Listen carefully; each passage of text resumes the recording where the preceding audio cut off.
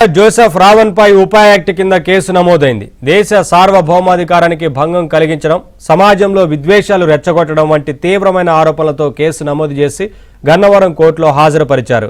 అటు జోసెఫ్ రావణ్ గత నిర్వాకాలు కూడా వెలుగులోకి వస్తున్నాయి. ఓ మహిళ ఆత్మహత్య యత్నానికి కారణమనే ఆరోపణలతో జోసెఫ్ రావణ్ ను ఉద్యోగం నుంచి తొలగించారు. అటు నటుడు ప్రకాష్ రాజుకు మంత్రి కందుల దుర్గేష్ కౌంటర్ ఇచ్చారు. 2019-24 మధ్య ఏ ప్యాలెస్ ప్రకాష్ రాజు గొంతుకు తాళం వేసిందని ప్రశ్నించారు.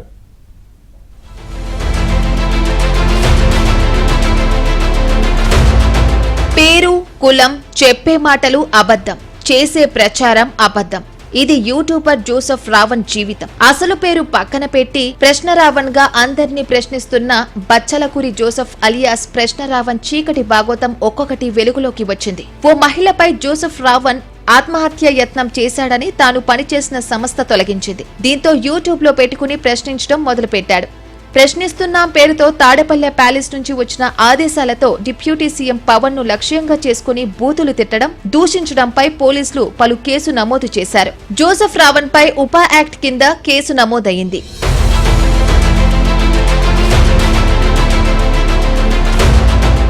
యూట్యూబర్ జోసెఫ్ రావణ్ పై ఉపా యాక్ట్ కింద కేసు నమోదైంది.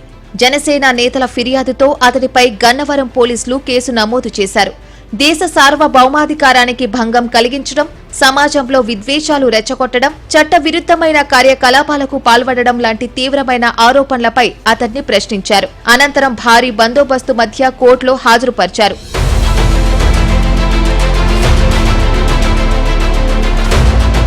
ఇక జోసెఫ్ రావణ్ తో తాను ఫోన్ కాల్ మాట్లాడానన్న ఆరోపణల్ని సినీ నటుడు ప్రకాష్ రాజ్ కొట్టిపారేశారు. ప్రశ్నించే వారిపై దాడులు చేయడం సరికాదన్నారు. దాంతో ఆయన వ్యాఖ్యలకు జనసేన నేత పంచకర్ల సందీప్ కౌంటర్ ఇచ్చారు. ఏంటండి ప్రకాష్ రాజ్ గారు, వేరు సందర్భాల్లో వేరు డేట్స్ లో మీ ట్విట్టర్ అకౌంట్ నుంచి ఏ విధంగా తెలుగులో పోస్టులు పెట్టాలి, సెంటెన్స్ ఫార్మేషన్ ఎలా ఉండాలి, తెలుగులో స్పెల్లింగ్స్ కరెక్టా కాదా అని చెప్పని మీరు రావణ్ అడిగి తెలుసుకున్నారా? నాకు తెలిసి 20-25 ఏళ్లుగా మా తెలుగు ఇండస్ట్రీ మీద తెలుగు ప్రజల డబ్బుతో బతుకుతున్నారు కదా. మీకు తెలుగు సినిమాల్లో యాక్ట్ చేస్తున్నారు కదా. తెలుగు సెంటెన్స్ ఫార్మేషన్ రావా? తెలుగు స్పెల్లింగ్స్ రావా? పోనీ రావనే అనుకుందాం. ఈ రావణ ఏదన్నా మీ తెలుగు మాస్టరా? చిన్నప్పుడు నీకన్నా తెలుగు పాఠాలు చెప్పాడా? వాడిని అడిగి నువ్వు ట్వీట్లు పెడతానికి, వాడిని అడిగి నువ్వు పోస్టులు పెడతానికి.